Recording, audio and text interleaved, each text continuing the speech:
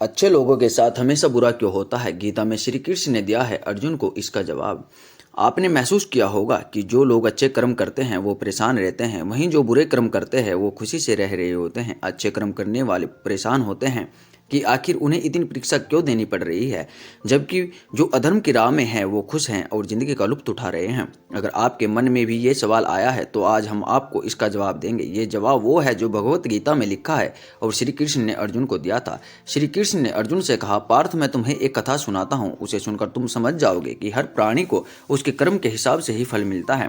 प्रकृति हर किसी को अपनी राह चुनने का मौका देती है। अब वो मनुष्य की इच्छा पर निर्भर करता है कि उसे धर्म की राह चुननी है या अधर्म की।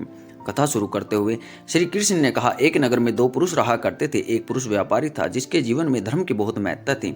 वो पूजा पाठ में यकीन रखता था। वो हर रोज मंदिर जाता था और दान धर्म भी करता था और हर रोज भगवान की पूजा करता था।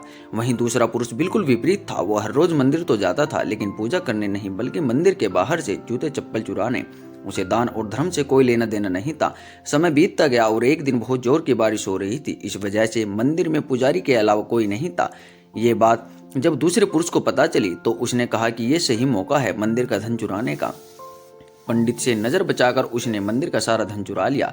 उसी समय धर्म कर्म में विश्वास रखने वाला व्यक्ति भी मंदिर पहुंचा। दुर्भाग्य से मंदिर के पुजारी ने उसे ही चोर समझ लिया और चिल्लाने लगा। वहां लोग एकत्र हुए और उसे बहुत मारा। किसी तरह वो बचते बचाते वहां से निकला तो दुर्भाग्य ने उसका साथ वहां भी नहीं छोड़ा। मंदिर के बाहर वो एक गाड़ी से टकरा गया और घायल हो गया। फिर वो व्यापारी लंगड़ाते हुए घर जाने लगा तो रास्ते में उसकी मुलाकात उस पुरुष से हुई जिसने मंदिर से धन चुराया। उसने कहा, आज तो मेरी किस्मत चमक गई, एक साथ इतना सारा धन मिल गया। ये सब देखकर उसे बहुत बुरा लगा और उसने अपने घर से भगवान की सारी तस्वीरें निकाल दी। कुछ सालों बाद दोनों की पुरुषों की मृत्यु हो गई। मरने के बाद जब दोनों यमराज की सभा में पहुंचे और भले पुरुष ने दूसरे व्यक्ति को देखा तो बहुत गुस्सा आया। उसने क्रोधित होकर यमराज से पूछ ही लिया, मैं तो हमेशा अच्छे कर्म करता था, दान में विश्वास रखता था, उसके बदले जीवन भर मुझे अपमान और दर्द ही मिला और इस व्यक्ति को नोटों से भरी पोटली। आखिर ऐसा भेदभाव क्यों? इस पर यमराज ने कहा, पुत्र तुम गलत समझ रहे हो। जिस दिन तुम्हारी गाड़ी से टक्कर हुई थी वो दिन तुम्हारे जीवन का आखिरी दिन था, परंतु तुम्हारे अच्छे कर्मों की वजह से तुम्हारी मौत सिर्फ एक छोटी सी चोट में बदल गई। तुम इस दुष्ट व्यक्ति के बारे में जानना चाहते हो। दरअसल इसके भाग्य में राजयोग था, मगर इसके कुकर्मों और अधर्म की वजह से सिर्फ एक छोटी सी धन की पोटली में बदल गया। कथा सुनाने के बाद श्री कृष्ण अर्जुन से कहते हैं, पार्थ क्या अब तुम्हारे सवाल का जवाब मिल गया है?